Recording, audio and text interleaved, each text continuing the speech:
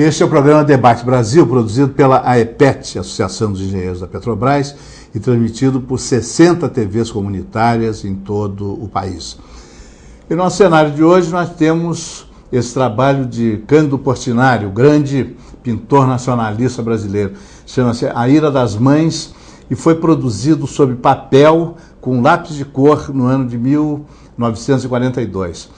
A exibição dos trabalhos de Portinari no cenário do Debate Brasil resulta de um entendimento entre a AEPET e o projeto Portinari, dirigido pelo filho do grande pintor João Cândido Portinari, que tem por objetivo tornar acessível a todos os brasileiros, especialmente aos jovens, aos estudantes, aos grêmios estudantis, aos sindicatos, às entidades de classe, os trabalhos deste que foi, se não o maior, um dos maiores artistas brasileiros, com toda a sua vida e a sua obra, devotados a retratar o povo brasileiro construindo a nossa nacionalidade.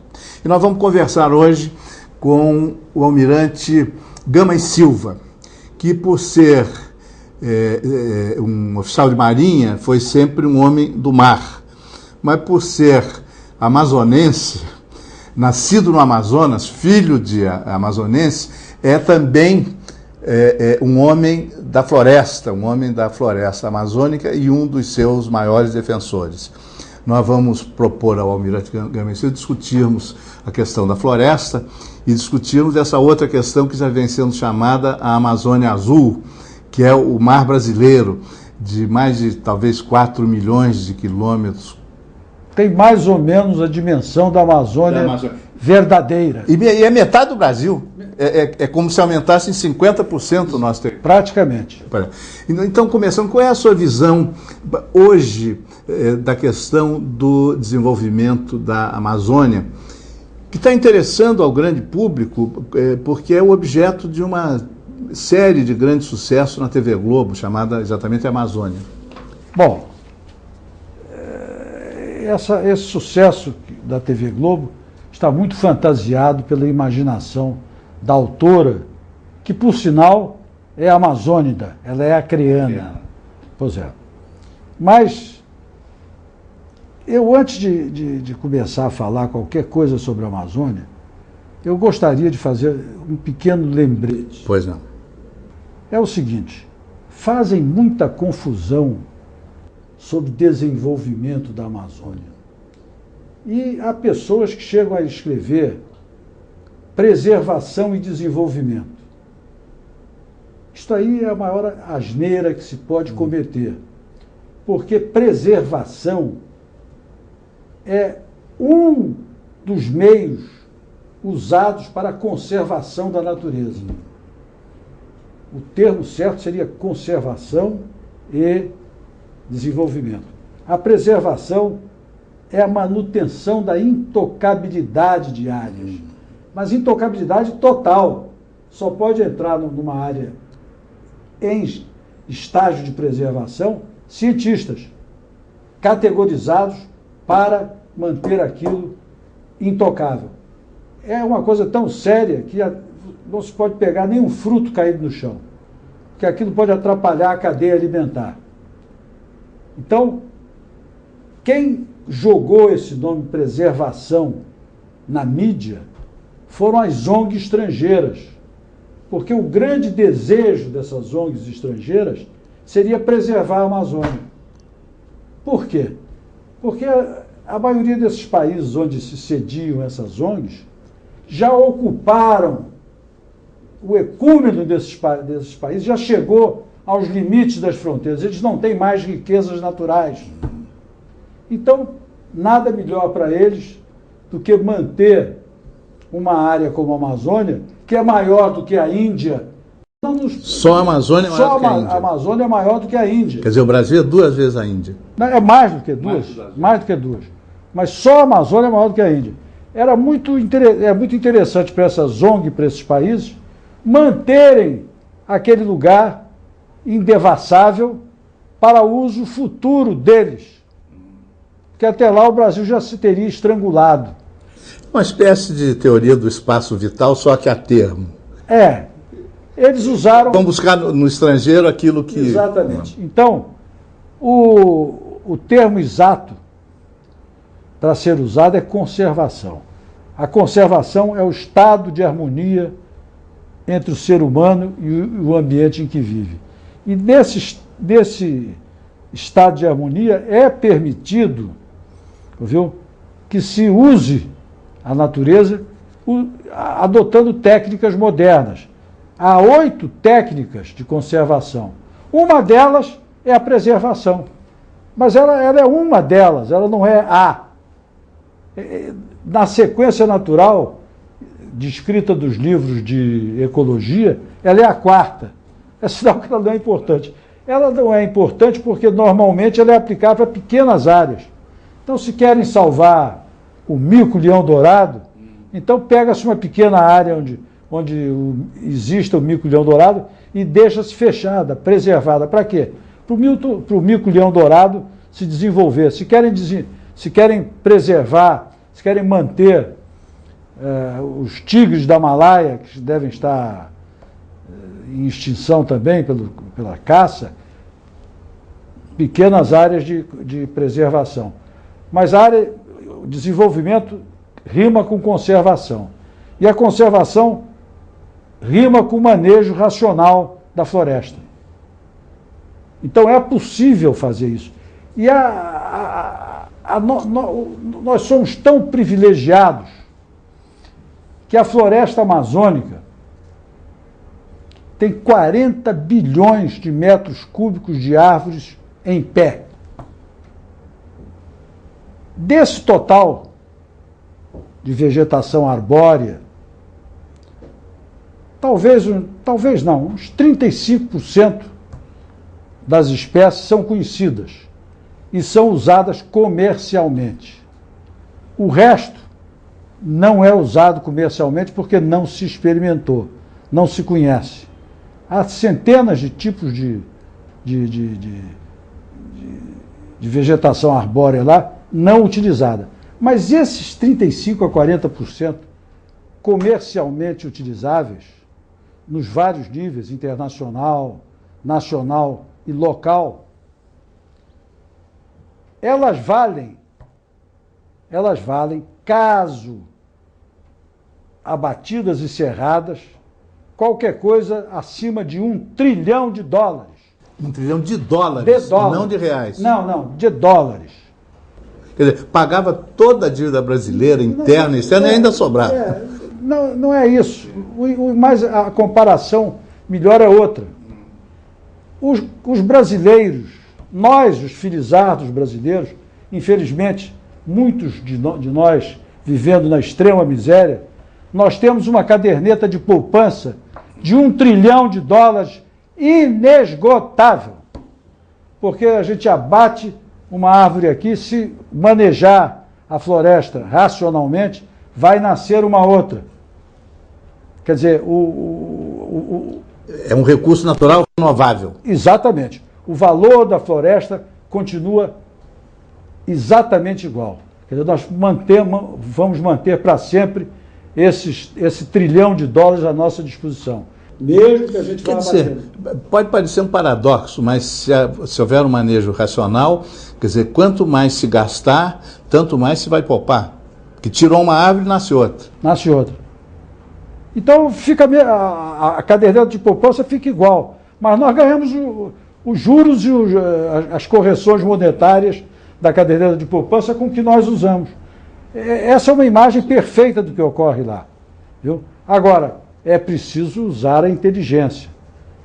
A Amazônia, eu sempre gosto de dizer, não é para ser conquistada na pata do boi nem na relha do arado.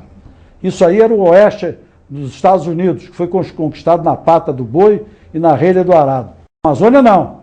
Essas coisas de plantar soja em áreas florestadas, isso aí é um crime ambiental. Deveria ser punido como tal. Viu?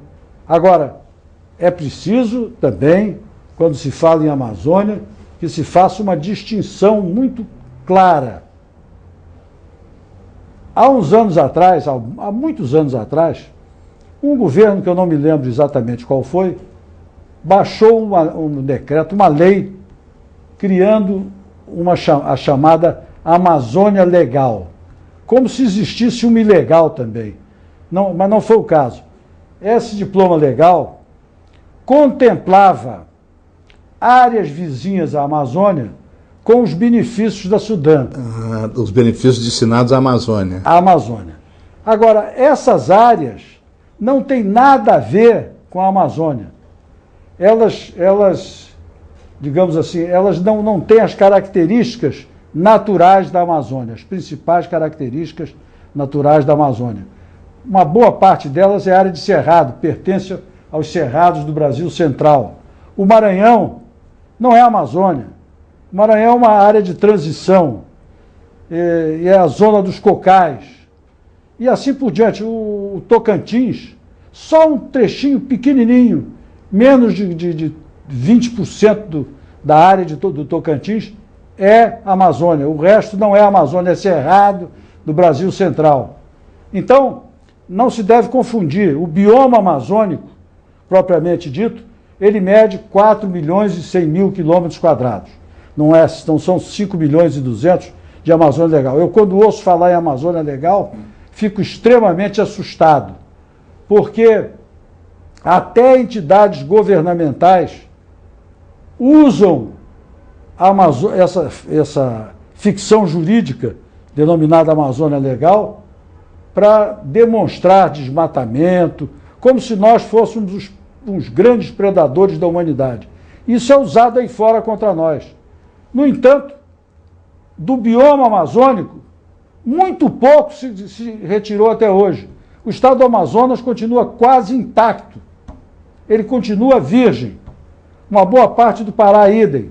O Amapá também. As duas únicas frentes onde houve desmatamento da floresta, do bioma amazônico, foi em Rondônia e do sul do Pará. Mas há uma explicação, lógica até.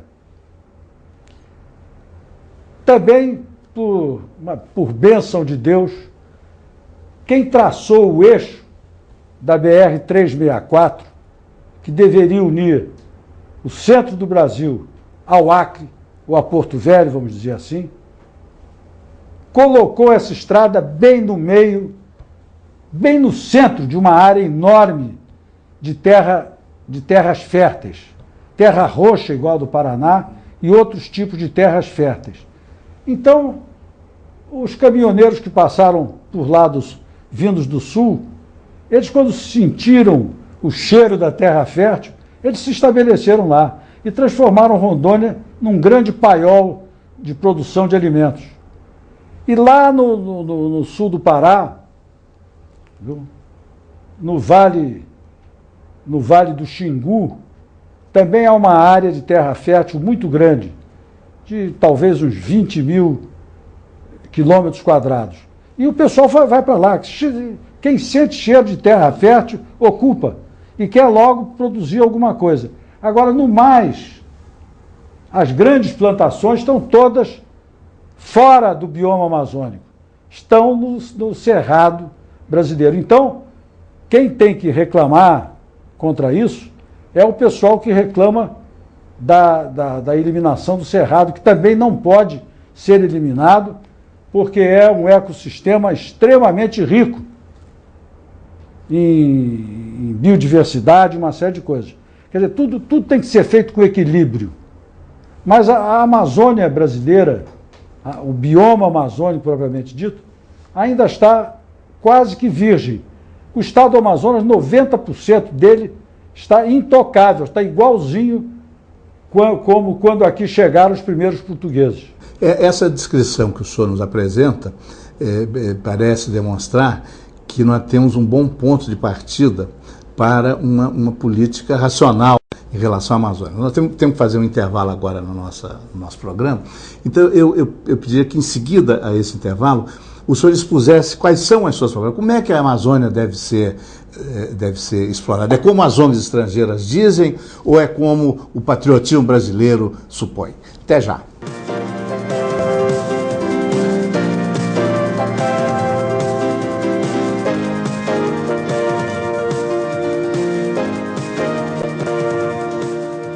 A partir do programa de hoje, o Debate Brasil vai sortear livros entre os seus telespectadores. O primeiro a ser sorteado é Amazônia Azul, de autoria do almirante Armando Vidigal e de mais alguns oficiais de marinha, de uma bióloga e de um advogado especialista em direito marítimo. O telespectador que estiver interessado nesse livro deve se comunicar com a EPET até o dia 15 de março. Pode se comunicar pela internet, pelo endereço debatebrasil@aepet.org.br. Pode se comunicar pelo fax 2533-2134. E pode se comunicar também pelo telefone 2533-1110, ramal 214. O telespectador deve dizer que está interessado neste livro, Amazônia Azul, e informar também de que cidade está escrevendo, por qual canal de TV assistiu ao Debate Brasil e em que dia e hora. No dia 15 de março, todas as mensagens referentes a esse livro serão sorteadas e o telespectador que for escolhido receberá pelo correio, sem qualquer despesa, este livro, A Amazônia Azul. O Caderno Livros na Mesa também vai sortear livros. Daqui a pouco vamos entrevistar Moacir Cirne, autor de Luzes, Sombras e Magias, e autor de Rio Vermelho e Continua na Próxima, 2 livros de poemas. Inscreva-se no sorteio.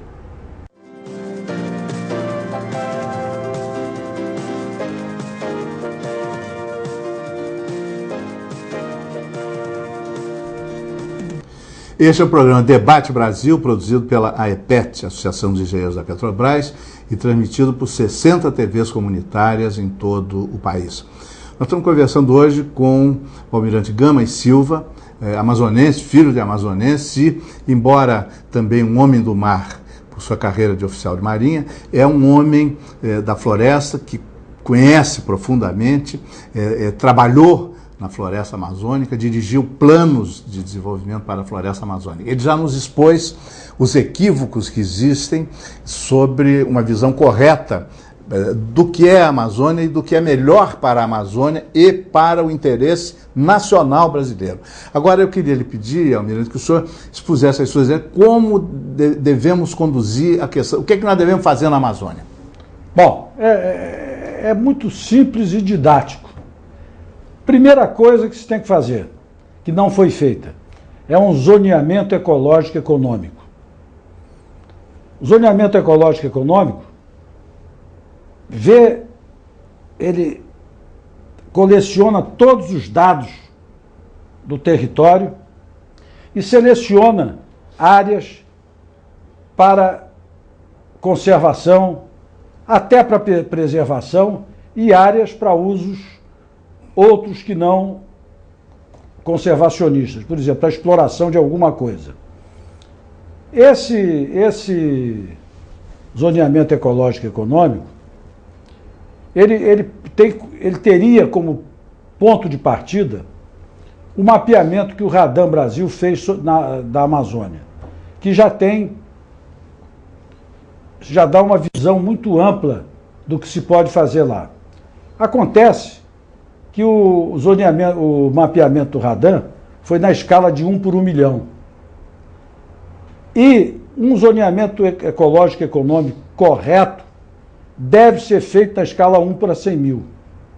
Isso significa o seguinte, que nós teríamos que coletar mais dados para densificar os dados e transformar aqueles dados de 1 por 1 milhão para dados para 1 por 100 mil. Não é pegar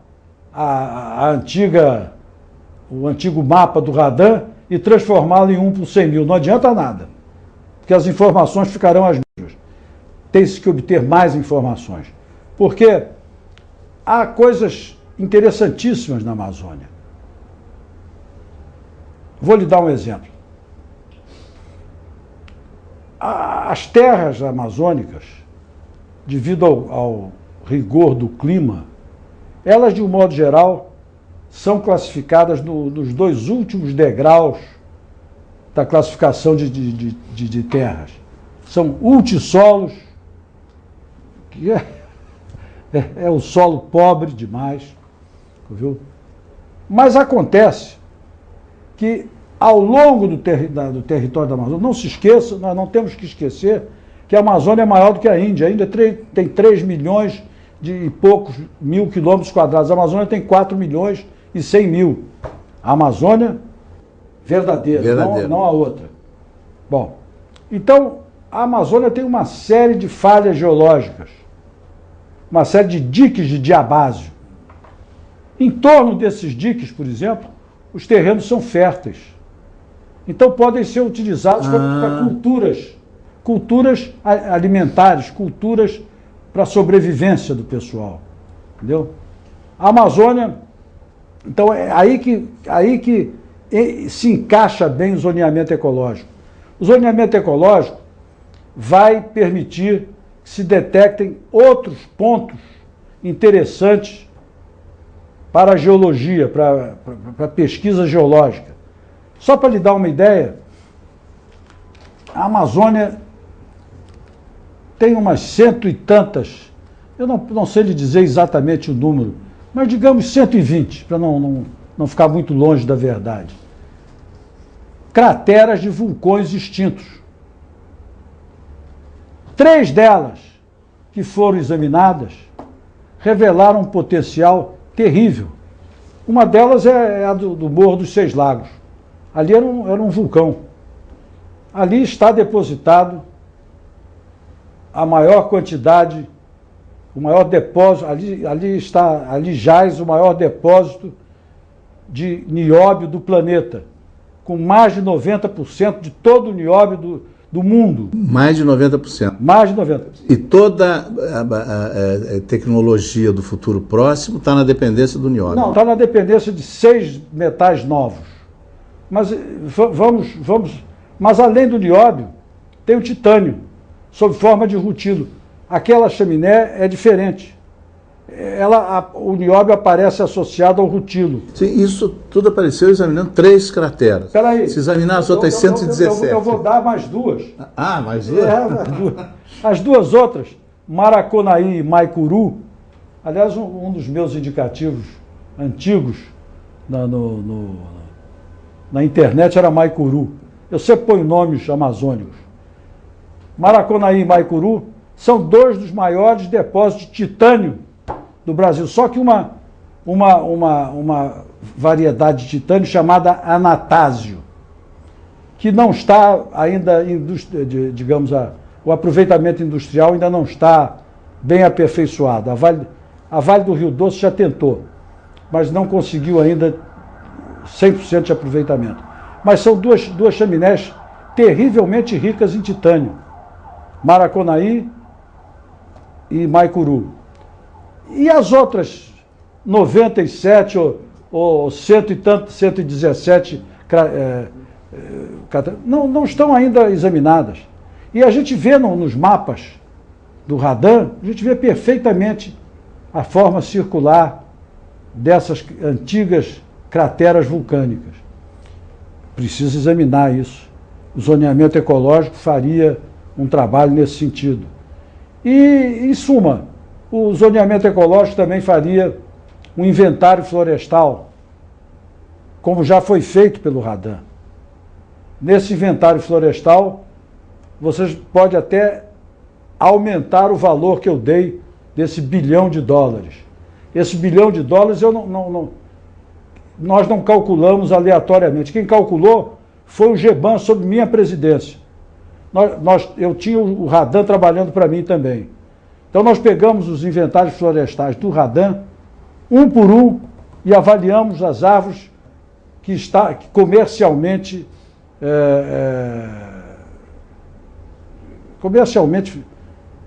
negociadas por aí. E avaliamos a quantidade e chegamos a essa conclusão, que dava mais de $1 trilhão. Mas um zoneamento mais bem feito, com mais detalhe, pode chegar a números até maiores. Entendeu? Agora, fora isso, o zoneamento vai detectar inúmeras plantas que podem fornecer alimentos, remédios.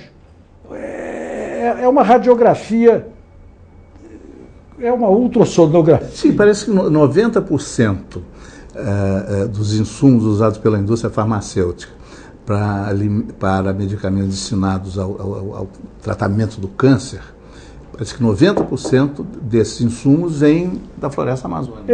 E de outras coisas mais. A floresta amazônica é o maior depósito de biodiversidade do planeta. Eu sei que o senhor tem discutido também a questão da borracha, quer dizer, que já foi o auge, o esplendor da Amazônia e depois o seu empobrecimento e a sua tragédia, que é uma questão que aparece muito nessa minissérie sobre a Amazônia. Sobre a Amazônia. Qual é a sua visão? Porque o Brasil hoje importa borracha, né? Importa borracha. Nós produzimos a metade da borracha que consumimos. E a Amazônia, dessa metade, só produz 10%. Porque quem está produzindo borracha no Brasil hoje é São Paulo, é o Espírito Santo, é o Rio de Janeiro mesmo, é Goiás. Porque nesses lugares o mal das folhas não se manifestou. A questão amazônica é muito interessante e precisa ser estudada, daí essa minha receita do zoneamento ecológico, porque da mesma forma que lá prolifera a biodiversidade, lá também proliferam as pragas. Ah, sim. Uma coisa não vence a outra. Uma coisa não vence a outra. Acontece que no seio da floresta há inúmeras espécies que excretam determinados líquidos ou emanam alguns cheiros, alguns odores que espantam determinadas pragas. É o caso do mal das folhas, que no meio da floresta não se manifesta. No momento em que se pega a seringueira e se faz um plantio homogêneo, ela fica livre, ou pelo menos, ela não fica sob o manto protetor da floresta, e aí o mal das folhas se manifesta, caem as folhas todas e ela não produz nada. Então é por isso que essa ideia de volta ao seringal de cultivo é uma ideia absolutamente inviável. E até, eu diria, é uma sandice.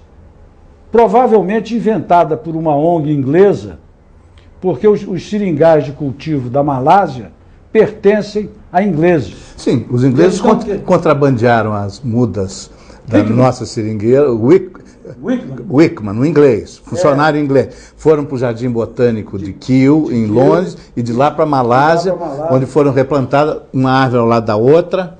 Exatamente. Sem essa praga do mal das... Microciclo Zuley é o mal dessa praga.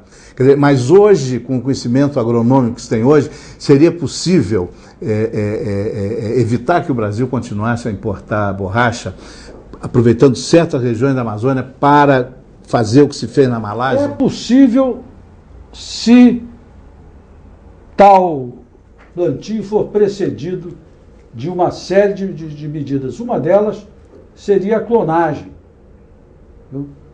Existem vários tipos de seringueira, várias variedades. E às vezes você clonando uma com a outra, ela resiste ao mal das folhas.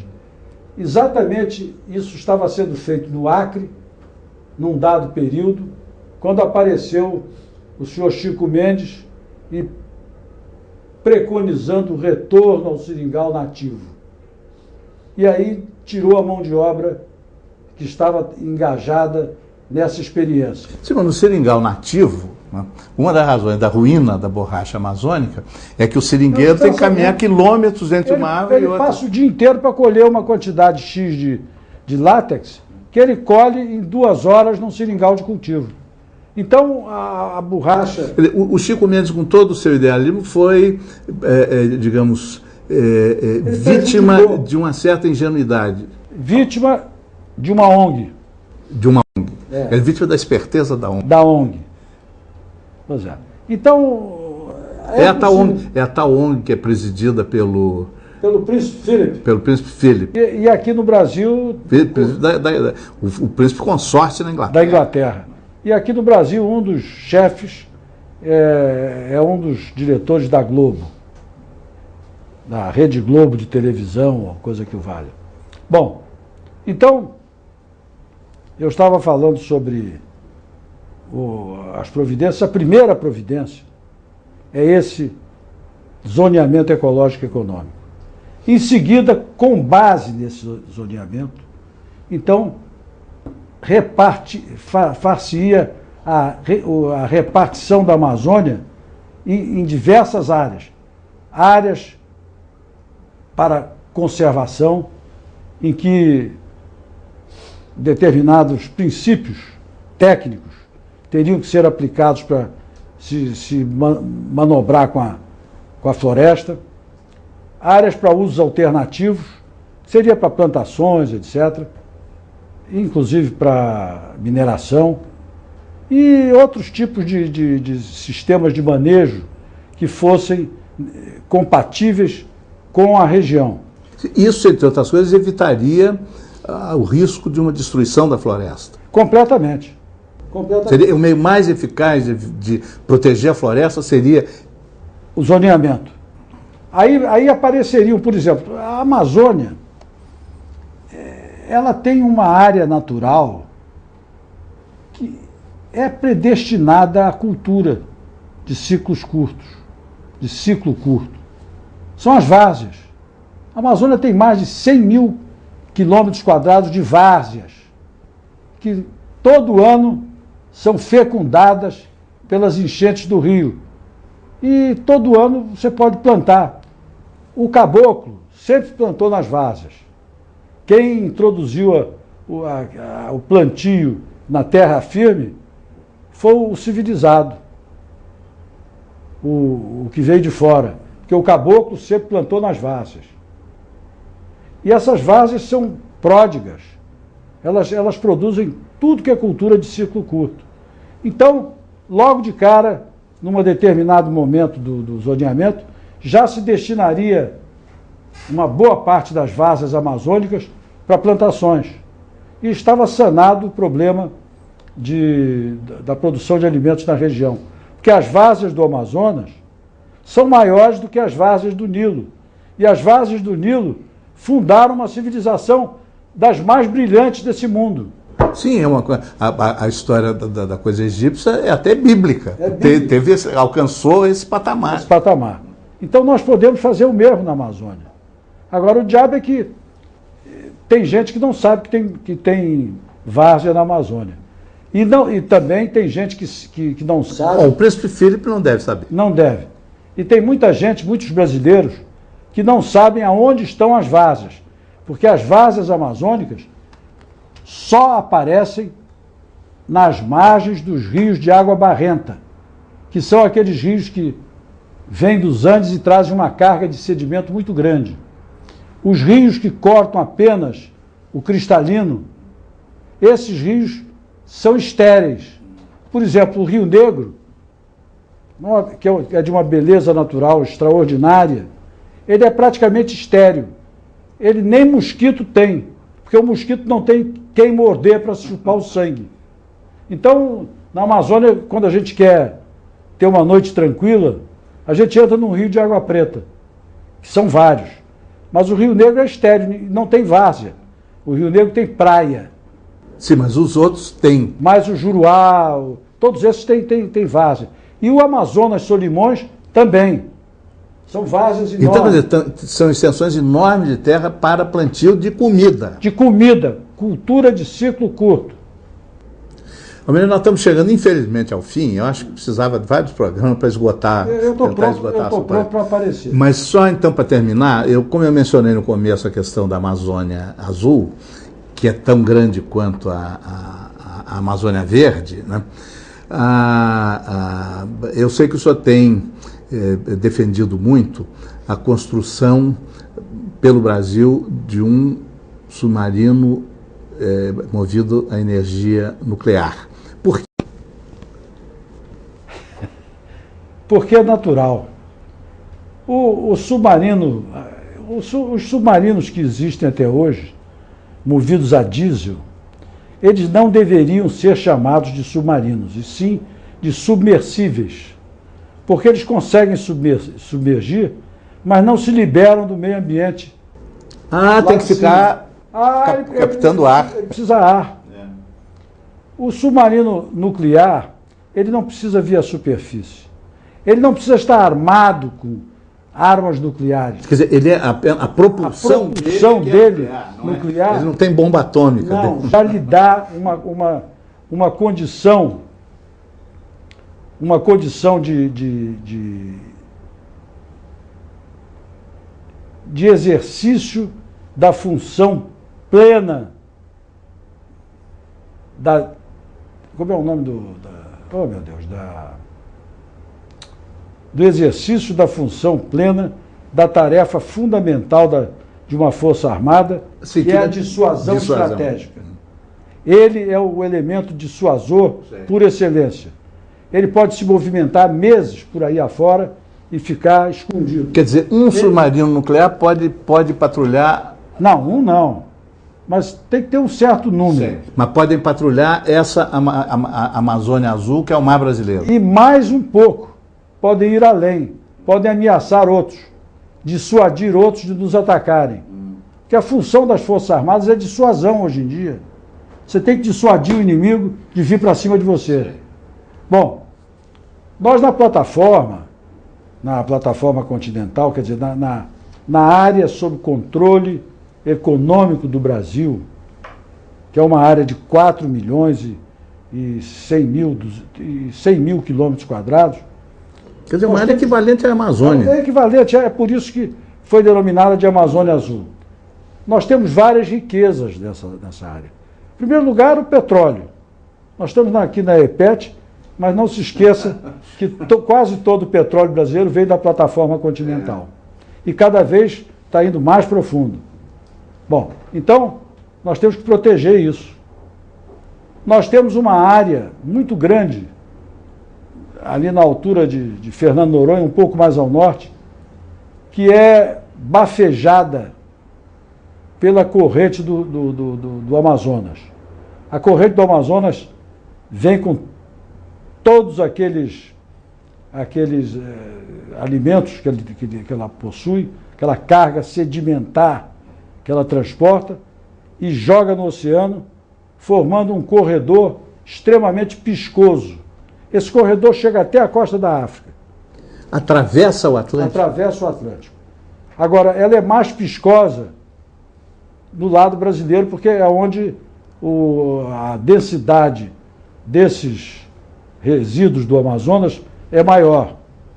Então a Marinha, por exemplo, para aproveitar mais área, guarneceu os rochedos de São Pedro e São Paulo, que eram desguarnecidos. Hoje em dia foi construída uma casa toda especial em cima de amortecedores do diabo, porque aquela região sofre muito tremores de terra, e lá ficam permanentemente 4 brasileiros, um de marinha e 3 cientistas, pesquisando lá fauna e outra coisa mais.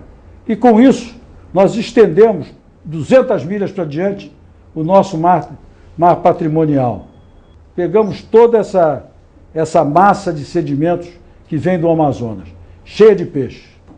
Então, nós precisamos ter uma marinha devidamente equipada para proteger esse patrimônio, que é tão grande quanto o da Amazônia Verde. No próximo programa nós vamos retomar essa questão da Amazônia Azul e as outras questões da Amazônia Verde, né? Que questões tão amplas quanto a extensão territorial dessas duas grandes riquezas. Muito obrigado. Eu que agradeço a oportunidade. O programa de hoje prossegue com o nosso caderno de cultura Livros na Mesa, produzido e apresentado por Suzana Vargas, da Estação das Letras.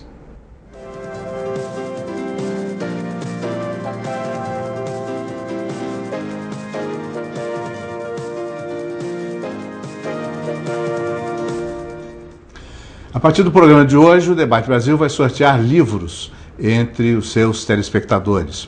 O primeiro a ser sorteado é Amazônia Azul, de autoria do almirante Armando Vidigal e de mais alguns oficiais de marinha, de uma bióloga e de um advogado especialista em direito marítimo.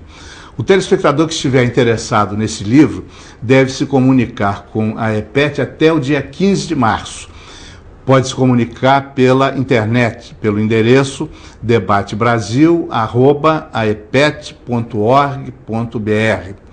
Pode se comunicar pelo fax 2533-2134. E pode se comunicar também pelo telefone 2533-1110, ramal 214. O telespectador deve dizer que está interessado neste livro, Amazônia Azul, e informar também de que cidade está escrevendo, por qual canal de TV assistiu ao Debate Brasil e em que dia e hora. No dia 15 de março, todas as mensagens referentes a esse livro serão sorteadas e o telespectador que for escolhido receberá pelo correio, sem qualquer despesa, este livro, A Amazônia Azul. O Caderno Livros na Mesa também vai sortear livros. Daqui a pouco vamos entrevistar Moacir Cirne, autor de Luzes, Sombras e Magias e autor de Rio Vermelho e Continua na Próxima, 2 livros de poemas. Inscreva-se no sorteio.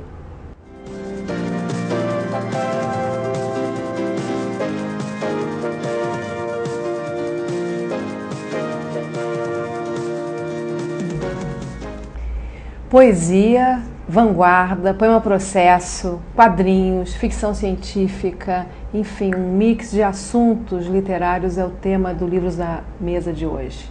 Nós estamos aqui com Moacir Cirne, nosso convidado. Obrigada, Moacir, por estar aqui. O Moacir é de Rio Grande do Norte, de Caicó, lá no sertão do Seridó. Isso. Como ele gosta de mostrar na biografia dele, e vem fazendo um trabalho que é um trabalho precioso para a literatura brasileira.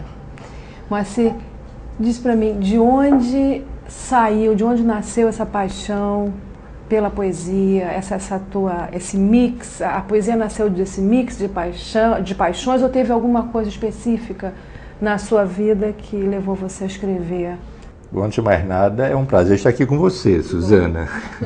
Realmente, com o seu público, enfim, é um grande prazer. Essa paixão vem, acho eu, dos quadrinhos e do cinema, né? Numa época em que os quadrinhos também publicavam, nos anos 50, adaptações literárias de obras bastante conhecidas. E a partir da leitura desses quadrinhos... Os gibis também, né? Do seu Benedito, né? O seu Benedito em Caicó, né? Uma vez por semana, eu era um cliente preferencial do seu Benedito. Então, quer dizer, e mais a leitura do cordel que o meu avô lia para mim aos sábados, né, em Jardim do Seridó. Na verdade, eu nasci em Jardim do Seridó, fui criado em Caicó. Muitas vezes eu falo que sou caicoense, mas nasci em Jardim do Seridó, que é uma cidade ao lado de Caicó. Não conhece, acha que é uma coisa dentro da Não é. São cidades bastante próximas, 40 quilômetros. Nasci em Jardim do Seridó, mais rigorosamente São José do Seridó, que na época pertencia a Jardim, mas hoje é município, né? E fui criado em Caicó. E a partir dessa minha paixão pelos quadrinhos e pelo cinema, houve naturalmente um desenvolvimento para a literatura, para a poesia e para outras atividades afins, não é? Me diz uma coisa, o cinema, em que ele se aproxima da poesia? Da poesia... O cinema, eu penso as artes visuais, quer dizer, como é que você... Veja só, depende aproxima muito... essas coisas. Não, depende porque existe a poesia, o estado poético, no meu modo de entender, de entendimento, existe o poema em sua forma mais objetiva, mais concreta, né? E nós temos filmes onde o sentimento poético é latente. Se você pegar a obra do Fellini, a obra do Chaplin, do Tati e tantos outros, você vai sentir que existe um efeito poético. Eu estava pensando em termos de linguagem. Linguagem, olha só. A economia. Não, aí é um pouco mais complexo, porque o cinema se aproxima mesmo dos quadrinhos. Né? Existe uma relação muito forte entre cinema e quadrinhos. Claro. Né? Em relação à poesia, são discussões tão diferentes.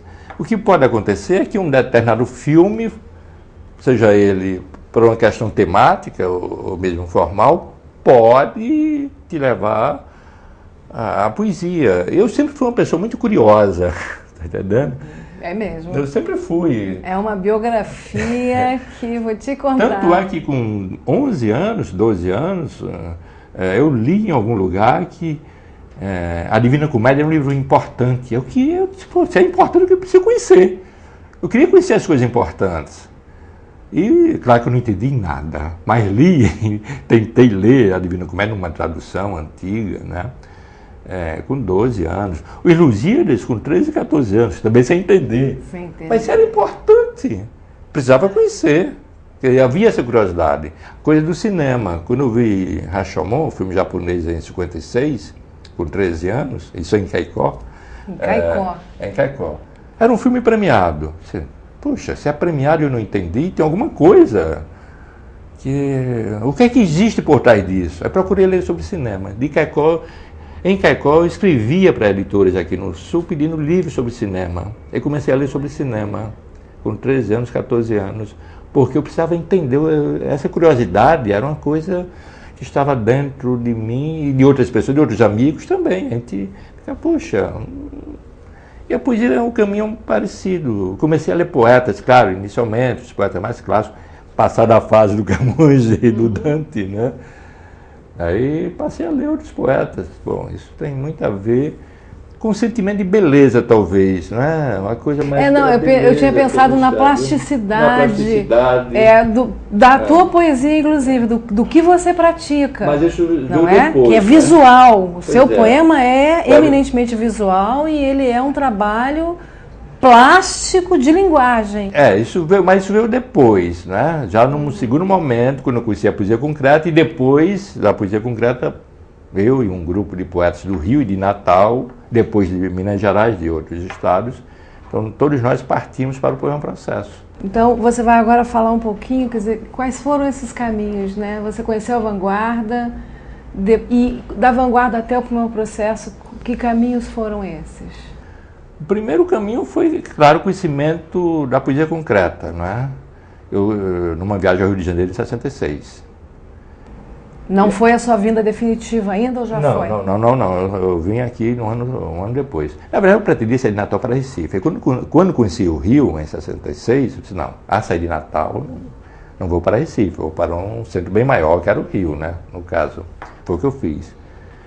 E aqui me enturmei com pessoas que estavam... Claro que eu procurei essas pessoas, como Vladimir de Espino, Álvaro de Sá, Neide de Sá, não é? Eu procurei essas pessoas, porque me interessei muito. Aí tinha a ver com o quadrinho que eu estava começando a ler, com o cinema que eu estava começando a gostar, não é?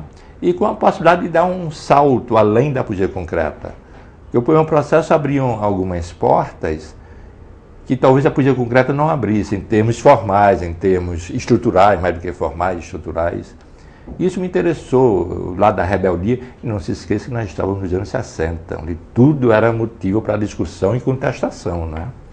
O Poema Processo é um reflexo direto desse momento, que é o momento do Teatro Oficina, com José Celso, é o momento do próprio Glauber Rocha, com Terra em Transe, já após Cinema Novo, do próprio novo cinema chamado alternativo, do Júlio Brassani e Sganzella, do teatro, claro que já citei, da música, com Caetano Veloso, Gilberto Gil, Tom Zé, né, no chamado Tropicalismo na época. Né? Tudo isso fazia parte de um contexto onde você estava explorando, errando e acertando, mas explorando.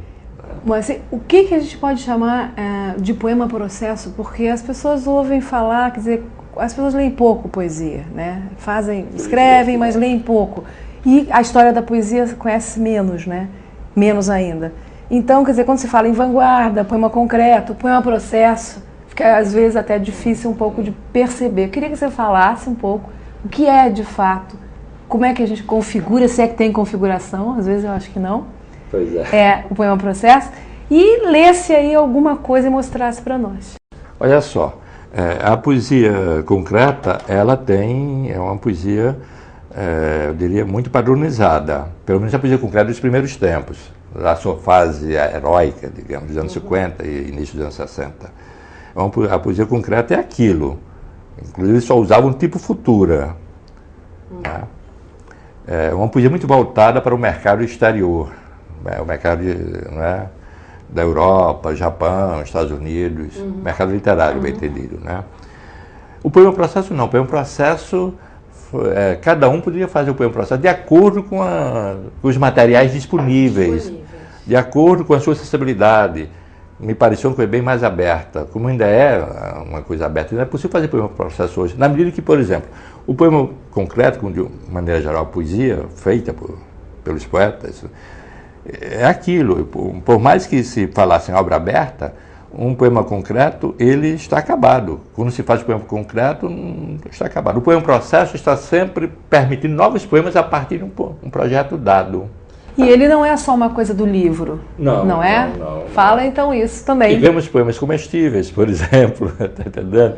Poemas comestíveis. Conta um pouco a história dos poemas comestíveis. O primeiro foi o Álvaro de Sá, né? Que foi numa padaria e comprou biscoito, né? De vários sabores, né? Ou no supermercado, não me lembro mais não, né? Tanto faz, né? E codificou. Um determinado tipo de sabor salgado equivalia à letra A. Outro um sabor mais adocicado, a letra O. Outro amargo. Enfim, foi codificando, de tal forma que você poderia formar palavras... Comendo. Então, um poema autodeglutível. Exatamente. Né? É evidente que isso era um projeto. Todo poema processo é um projeto. Não existe poema processo definitivo. Claro que por uma questão de registro documental, até se publica. Né? Era possível, quer dizer, tinha que se publicar alguma coisa para ficar a marca, não é? O registro. Mas nenhum poema processo, para ser poema processo, é definitivo. Mesmo um poema gráfico, seja ele gráfico ou não, ele é sempre um poema que permite novos poemas, por parte do próprio autor ou de outros autores ou do público de uma maneira geral. Nós tivemos muita participação de público nas nossas exposições em 68, 69, sobretudo. Você foi editor de cultura da revista Vozes. Fui durante 10 anos. Durante 10 anos. E eu me lembro que você, em alguns números, havia uns encartes, que você encartava algumas questões sobre poesia de vanguarda concreta, que eu conheci muito quando eu era estudante. Através desses encartes, me ajudaram muito a conhecer esse universo da vanguarda.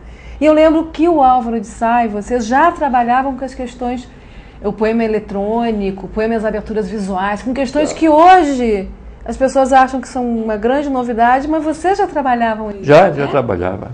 O próprio Vladimir Dias Pino fez poema cibernético. Isso. Em 56, tá entendendo? Em 56, o poema livro dele, A Ave, é um poema de 56. Aliás, um livro-poema, porque vê uma diferença de poema livre e livro-poema. Livro-poema é quando o livro permite ser... O livro todo é um objeto que já é um poema, é o caso de A Ave.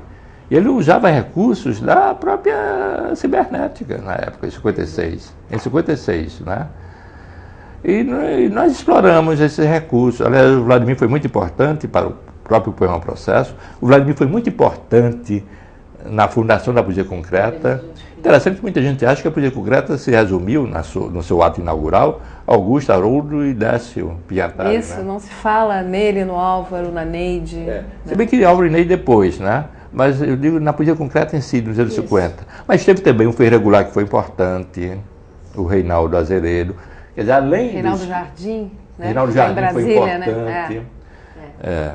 Quer dizer, além dos irmãos Campos e das Piatá, que também foram importantes, ninguém está negando a importância deles, né? Evidentemente que não. Mas o governo tenta mostrar que eles não foram os únicos importantes, que a poesia concreta surgiu a partir de vários poetas. Moacir, me diz uma coisa, e esse teu envolvimento com a poesia concreta, enfim, esse teu trabalho lá na UF também, na comunicação, na Faculdade de Comunicação, fez também com que você lançasse, eu não sei se foi exatamente isso, mas o balaio em comum, qual a origem dele? que era um... A origem é muito simples, porque ele começou, eu era chefe de departamento, ele começou como um boletim da chefia do departamento. Boletim da chefia. Era um boletim administrativo, na verdade. Só que eu não sou uma pessoa burocrata, né? Mesmo quando era um boletim administrativo, eu publicava poesia, tá entendendo? Publicava, então, algumas indignações. Eu me lembro que na época o filme do Godard foi proibido, o Jabur Salim Marie foi proibido, e eu fiquei possesso. Como é que se proíbe em 86 um filme, não é? Não existia mais ditadura? Que história é essa, né, de proibir? Era francês, mas podia ser nacional. Aí você correu com o Balaio em Comum. Aí o Balaio serviu para eu mostrar minha indignação. Porque, na verdade, isso está presente no poema Processo, como já estava antes, eu sempre procurei relacionar a questão da produção artística ou literária com a questão política, né? Eu nunca me afastei de um horizonte político. E o Balaio foi mais ou menos isso. E aos poucos ele foi também... Uma intervenção. E aos poucos ele foi também fazendo poemas gráficos, não é? Esse aqui, que tem essas... Pode ser visto de duas formas, não é? Sentir o cheiro da terra molhada e depois partir, sentir o cheiro da mulher amada e depois viver. Bonito. E isso, quer dizer, durante 17 anos o poema, o Balaio foi distribuído na UF, né? Depois eu me aposentei e virou blog. E virou um livro agora, o Almanaque do Balaio. Que é esse aqui, né? Virou esse livro aqui que... já na fase do blog, né? Que eu vou ganhar daqui a pouco. Vai ganhar daqui a pouco, é verdade. Escuta, Foi editado em Natal. Nós já estamos nos aproximando já no final do nosso encontro, né? E eu queria que você concluísse lendo um poema, ou dois, enfim, mas uns 2 poemas aí para... Olha só, até para ver essa questão do como o poema Processo pode ser retrabalhado. E eu também faço a poesia que eu chamo de verbal, usando ou não o verso. Eu vou ler um poema onde vai se dar a passagem do verbal para a sonoridade que um poema Processo pode implicar. Ou seja, eu vou trabalhar em cima do poema originalmente verbal, que é o poema, por sinal, chamado Continua na Próxima. Do livro. Do livro que tem. São 29 livros, entre ensaios, poemas, enfim, é um grande produtor também de livros. Continua na próxima. O seriado que eu vivi não teve fim, acabou. Continua na próxima semana, com a dor que ficou. Ficou,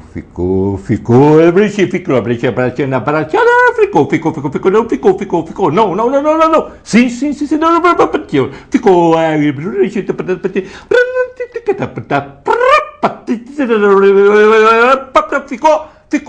ficou, não, ficou sim, não, sim. Muito bom. Que barato. Olha, uma maravilha. Ficou mesmo. Ficou. Obrigada, Moacir, pela sua presença aqui conosco.